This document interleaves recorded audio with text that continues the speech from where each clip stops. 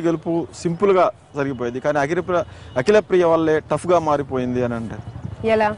Shilpa Mohan Reddy అనుచరులను party నుంచి తరిమేసే వరకు అఖిల ప్రియ నిద్రపోలేదు అని, అనుభవం తక్కువే కానీ వేధించడం ఎక్కువ చేశారని.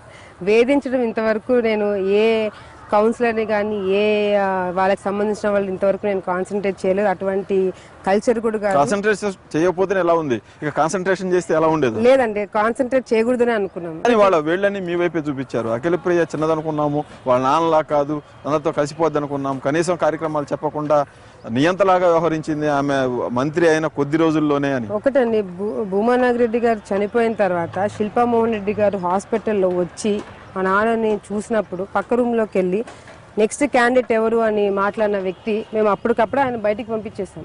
సో ఇవన్నీ నేను హాస్పిటల్లో పక్కన వేరే వాళ్ళతో డిస్కషన్ చేశాను. చనిపోయిన తర్వాత ఇంకా చనిపోయినట్టు అనౌన్స్ కూడా చేయలేదు. ఆ డిస్కషన్లు చేయడం కానీ, ఇంకొకటి భూమానాగ్ రెడ్డి గారు ఉన్నప్పుడు ఎటువంటి ఇబ్బందులు మా నాన్నని పెట్టినారు, ఆ కేసుల విషయంలో కానీ నాన్నని ఎంత ఇబ్బంది పెట్టినారు. మా నాన్న మీద కేసులు పెట్టినప్పుడు కూడా మా అమ్మ చనిపోయి 2-3 నెలలే అయింది. ఆ తర్వాత మా నాన్న హాస్పిటల్లో ఉన్నప్పుడు మా నాన్న మదర్ కూడా చనిపోయింది.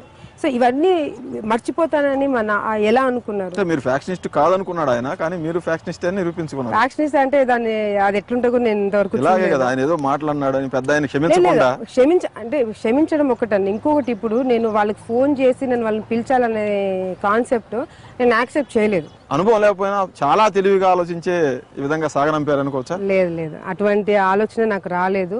ఎంతసేపు మేము ఇంకా మా నాన్న చనిపోయిన బాధలోంచి బయటికి రాలేదండి. అంత ఆలోచన చేసి వాళ్ళు ఒకరిని ఇబ్బంది పెట్టాలనే స్థాయికి నేను ఎప్పటికీ రాను.